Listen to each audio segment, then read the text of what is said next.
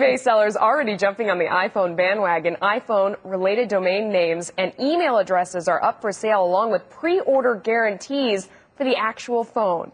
And as we told you at the top of the hour, Cisco's suing Apple for using their registered trademark name iPhone. And some people are complaining that there was only one product announcement this year at Macworld. So has Jobs put all his apples in one basket with the iPhone? Arnold Kim is a blogger for MacRumors.com, and Jim Dalrymple is a news director with Macworld.com. Arnold, let me start with you. You know, some people are complaining that they didn't see enough at Macworld this year and they wanted to see more products. What do you think? Sure. I mean, any Macworld announcement is going to have some people that are disappointed. That just goes with the territory. But, you know, based on all the hype about the iPhone, I think Apple really, you know, knocked it out of the park with the iPhone announcement.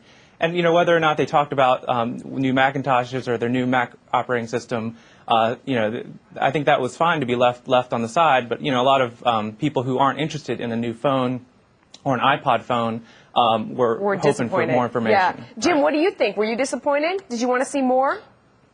I wasn't disappointed. I mean, Apple showed that that they're moving ahead and they're moving into another industry. And the fact is, there are a lot of announcements on the show floor from third-party companies, and you know they're pulling up there with a lot of new Mac products, hardware and software. Do you think this signals a new direction for the company? Oh, it certainly does. I mean, the fact that they changed their name from Apple Computer Inc. to Apple Inc. Shows that the iPod is certainly a huge part of the company. Apple TV is going to be a huge part of the company, and the iPhone. Arnold, what do you think about the lawsuit? Well, I mean, the lawsuit, I guess, is I mean, that's something the lawyers might have to sort out. I mean, clearly, everyone knew that Cisco owned the iPhone trademark, so it came as a surprise when Apple announced it as the iPhone product.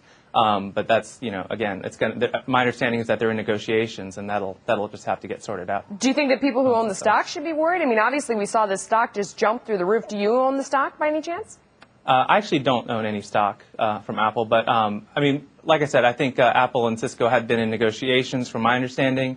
I'm sure it sounds like Apple's now. Clearly, Apple wasn't worried about it. I'm not sure if it'll have a huge impact in the long run. I'm sure they'll work something out.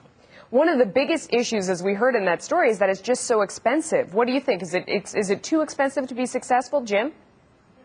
It's not too expensive to be successful at all. The same things were said about the iPod when it was first released, and you know it's a mass market success. And the iPhone, I believe, will be too, and it's because of the way that Apple does things.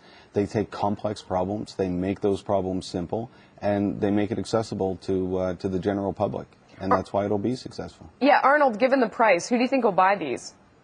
I mean, clearly it's in the high end of the cell phone market. The people that are already buying smartphones are probably going to consider the iPhone the most.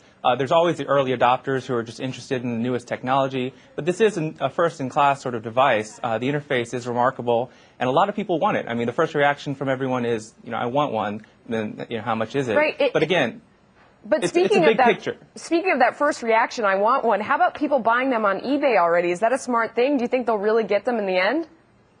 eBay's, you always have to worry about buying pre-announced objects on eBay. I wouldn't see any reason to go ahead and do that.